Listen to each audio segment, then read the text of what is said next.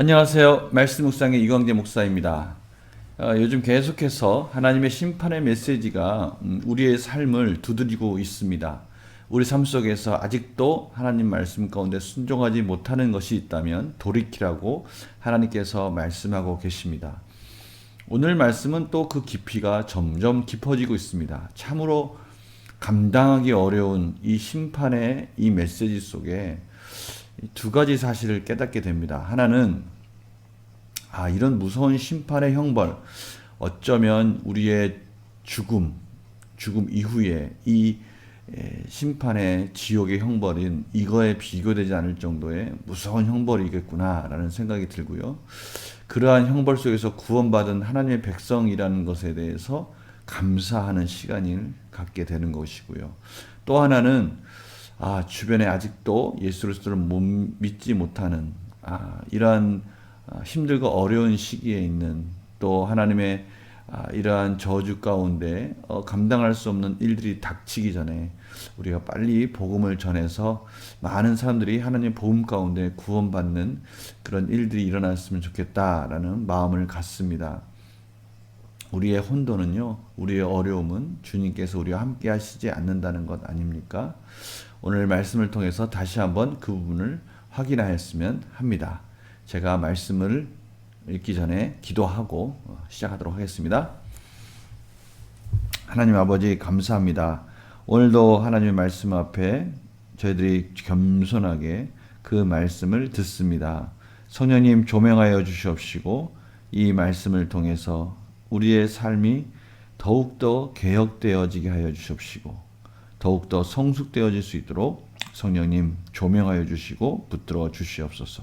감사드리며 예수님의 이름으로 기도드립니다. 아멘. 우리의 고집과 또 우리의 이 굳은 마음들이 참으로 단단하나 봅니다. 하나님께서 이렇게라도 이스라엘 백성들의 그러한 죄성, 그러한 하나님을 잊기 쉬운, 우상을 섬기기 쉬운 그런 문화 속에서 탈출하기 원하시는 하나님의 마음을 보는데요. 참 안타까운 것은 오늘 하나님께서 예언하시는 이 말씀들이 실질적으로 다 이루어졌다라는 것입니다. 이 말씀을 들었을 때 이스라엘 백성들이 참 우리 가운데 이런 일이 있을 수 있어? 우리한테 어떻게 그렇게까지 될 수가 있겠어? 라고 자신들이 지금 처한 그 환경, 그 풍족함 앞에 설마 하는 생각을 가졌을 것 같습니다. 그러나 그러한 것들이 이스라엘 백성들의 발목을 잡았습니다. 오늘 말씀 속에 제가 읽어드릴 때 그 부분이 나옵니다. 우리 한번 같이 보겠습니다. 28장 47절에서 57절입니다. 내가 모든 것이 풍족하여도 기쁨과 즐거운 마음으로 내 하나님 여호와를 섬기지 아니함으로 말미암아 내가 줄이고 목마르고 헐벗고 모든 것이 부족한 중에서 여호와께서 보내사 너를 치게 하실 적군을 섬기게 될 것이니 그가 철멍에를 내 목에 메어 마침내 너를 멸할 것이라.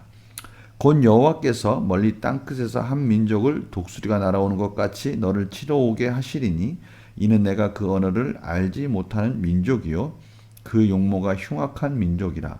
노인을 보살피지 아니하며 유아를 불쌍히 여기지 아니하며 내 가축의 새끼와 내 토지의 소산을 먹어 마침내 너를 멸망시키며 또 곡식이나 포도주나 기름이나 소의 새끼나 양의 새끼를 너를 위하여 남기지 아니하고 마침내 너를 멸절시키리라. 그들이 전국에서 내 모든 성읍을 에워싸고 내가 의뢰하는 높고 견고한 성벽을 다 헐며 내 하나님 여호와께서 내게 주시는 땅의 모든 성읍에서 너를 에워싸리니 내가 적군에게 에워싸이고 맹렬한 공격을 받아 곤란을 당함으로 내 하나님 여호와께서 내게 주신 자녀 곧 내 몸의 소생의 살을 먹을 것이라. 너희 중에 온유하고 연약한 남자까지도 그의 형제와 그의 품의 아내와 그의 남은 자녀를 미운 눈으로 바라보며 자기가 먹는 그 자녀의 살을 그중 누구에든지 주지 아니하리니 이는 내 적군이 내 모든 성읍을 에워싸고 맹렬히 너를 쳐서 곤란하게 하므로 아무것도 그에게 남음이 없는 까닭일 것이며 또 너희 중에 온유하고 연약한 부녀 곧 온유하고 연약하여 자기 발바닥으로 땅을 밟아보지도 아니하던 자라도 자기 품의 남녀와 자기 자녀를 미운 눈으로 바라보며 자기 다리 사이에서 나온 태와 자기가 낳은 어린 자식을 남몰래 먹으리니 이는 내 적군이 내 생명을 에워싸고 맹렬히 쳐서 곤란하게 함으로 아무것도 얻지 못함이리라. 아멘. 오늘 말씀을 읽으니까 참으로 비참한, 처참한 그런 환경들이 이스라엘 백성들에게 닥쳐왔다는 것을 알 수 있습니다. 이 47절 시작이 그렇지 않습니까? 내가 모든 것이 풍족하여도 기쁨과 즐거운 마음으로 내 하나님 여호와를 섬기지 아니함으로, 그 모든 것이 여호와 하나님으로부터 비롯됐다라는 것을 그들이 망각하고 그들이 교만하고 우상을 섬기고 하나님을 잊었을 때 그들이 닥칠 환난은 참으로 말로 형언할 수 없이 참혹하다는 것을 알 수 있습니다. 그들이 이 땅끝에서 한 민족이 독수리같이 날아와서 그 이스라엘 백성들을 처참히 인정사정 없이 그들을 쳐부시고 또 그들을 포위하고 그들을 처참하게 공격하는 모습을 그대로 그려주고 있습니다. 그들이 언어를 알지 못한다라는 말 속에는 참으로 예측할 수 없는 그 두려움이 더 두려움으로 가중될 수 있는 여러 가지 조건들을 가지고 있다는 것이죠.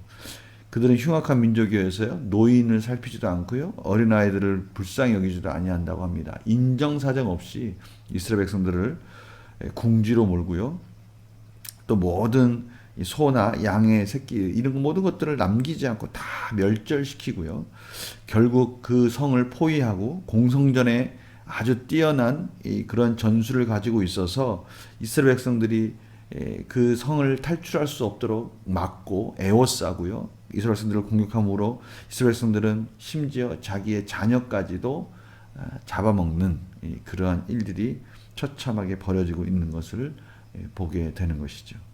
오늘 말씀에 얼마나 그 표현이 적나라합니까? 온유하고 연약한 남자까지도 그 형제와 그의 품의 아내와 그의 남은 자녀를 이 미운 눈으로 바라본다는 겁니다. 미운 눈이 뭡니까? 째려보는 것이죠.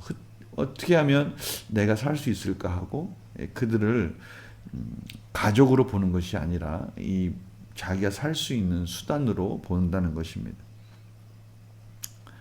참으로 비참한 상황이죠. 자녀가 태의 복이 하나님이 주신 축복의 통로고 또 축복의 증거였다면 이제는 그것들이 처참하게 망가지고 부서지고 심지어 자기 자녀마저도 죽이는 이런 처참한 일들이 이스라엘 성 안에서, 예루살렘 성 안에서 이루어진다는 것을 보여주고 있습니다.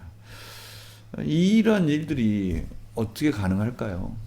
하나님께서 이런 일들을 예언했음에도 불구하고 이스라엘 백성들은 그 하나님이 싫어하는, 하나님이 참으로 이렇게 강하게 경고하는 메시지를 무시하는 바람에 실질적으로 이런 일들을 겪게 됩니다. 열왕기하 6장 24절에서 29절이 바로 이러한 부분을 설명해 주고 있습니다. 그래서 에레미야 애가 2장 20절, 4장 10절에 보면 이 처참한 환경을 보고 슬퍼하는 장면이 나옵니다. 사실 말씀을 전하는 제 자신도 참 어렵고 힘든 상황입니다. 이걸 어떻게 표현할 수 있을까요? 하나님께 대한 불순종, 이 불순종의 대가가 너무나 고통스럽고 힘든 그러한 시기를 겪게 된다는 것을 말해주고 있는데요. 더 참 비참한 것은 무엇입니까? 제가 예전에 고린도 교회 성도들에 대해서 사도 바울이 말한 것 기억나십니까? 그들이 음행을 하고 온갖 더럽고 추악한 일들을 교회 내에서 벌어지고 있는 그것도 비참하지만 그것이 틀렸다고 말하는 사람, 틀렸다고 말할 수 있는 어른, 당당하게 그것은 하나님의 뜻이 아니다라고 말하는 어른이 없는 게 더 비참하다고 말씀드렸지 않습니까? 그런데 오늘 사실 이 말씀이 참 더 비참한 것은 무엇이냐면 말도 안 되는 정말 험한 이런 일들이 인간 사회에서 일어날 수 있고요. 실질적으로 하나님께 불순종했을 때 하나님의 말씀이 사라지는 그곳에서 이스라엘 백성들이 실질적으로 그런 일들을 겪었다는 것입니다. 참 듣기에도 혐오스러운 이런 일들을 들었을 때 그것을 소홀히 여기고 경히 여겼을 때 그것이 실질적으로 이루어지는 안타까움을 경험하는 것이죠.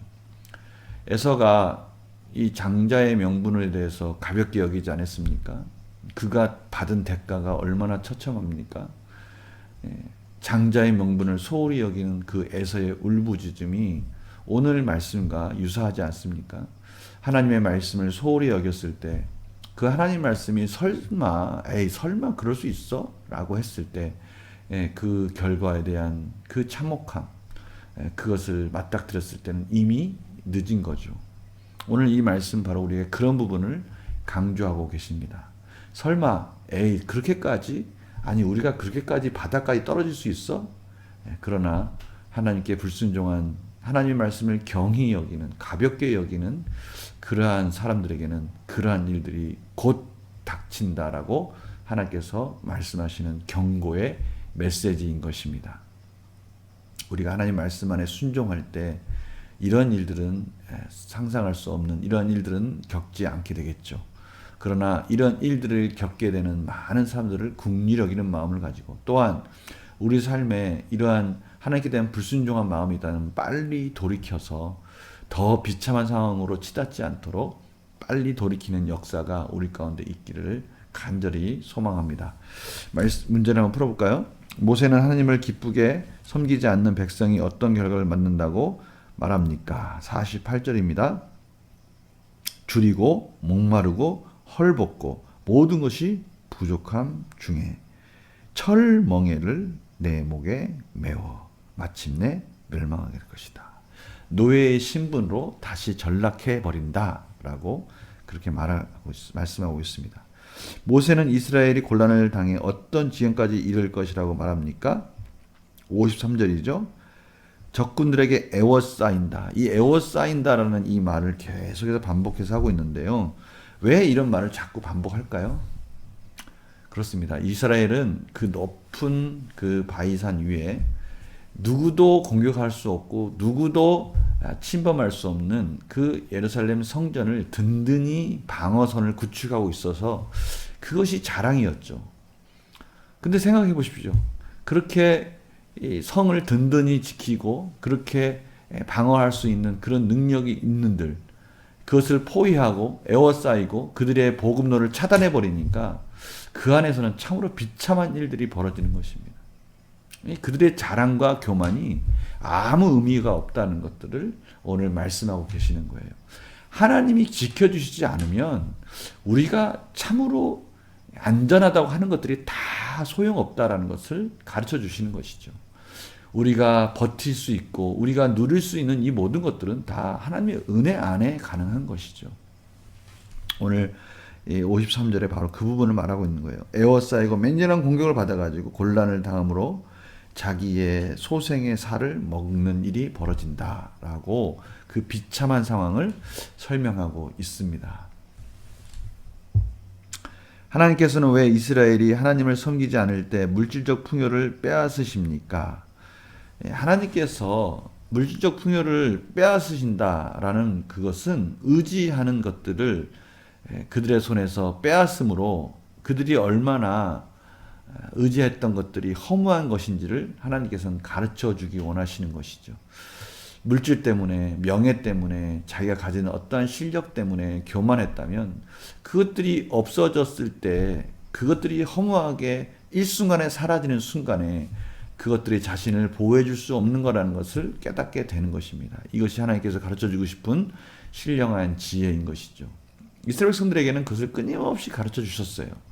풍요롭게 될 때, 넉넉하게 될 때, 저번에 우리 신명기 8장에서도 같이 나오지 않았습니까? 분명히 풍요롭게 될 때, 넉넉하게 될 때, 그것이 내 능력 때문에 그렇다라고 자랑한다는 것이죠. 오늘도 마찬가지죠.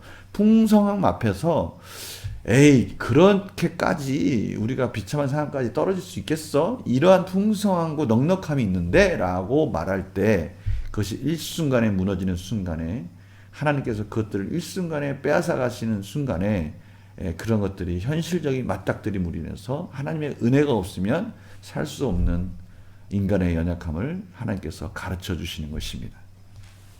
느끼는 볼까요?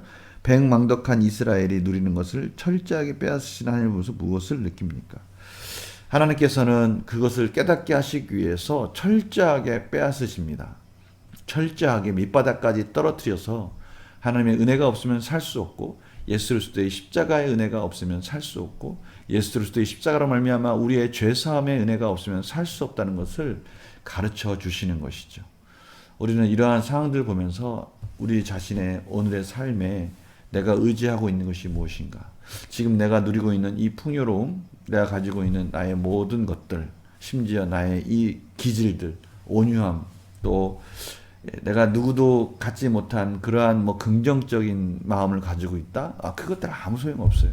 하나님께서 그 은혜 속에서 함께 하시기 때문에 우리에게 주시는 환경을 통해서 여러 가지 것들을 통해서 공급해 주시는 것들을 통해서 주시는 그 은혜라는 것을 우리는 잊지 말아야 된다는 것이죠. 오늘 다시 한번 깨닫습니다. 우리가 하나님 앞에, 하나님의 은혜 앞에 돌이켜서 하나님의 순종의 자리로 가고 말씀의 자리로 갈 때 하나님께서 주시는 그 은혜가 복되다는 것을 다시 한번 깨닫게 될 것이고요.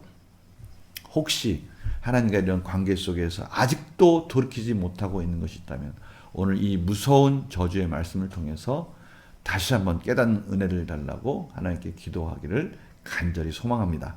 그래서 오늘 말씀과 적용도 나와 하나님 사이의 교제를 방해하는 것이 있다면 무엇입니까? 하나님의 은혜의 통로, 하나님의 축복의 통로를 막고 있는 불순종이 있다면 어느 것일까요? 하나님 사이를 가로막는 것을 제거하고 관계 회복을 위해 오늘 내가 결단해야 할 것은 무엇일까요?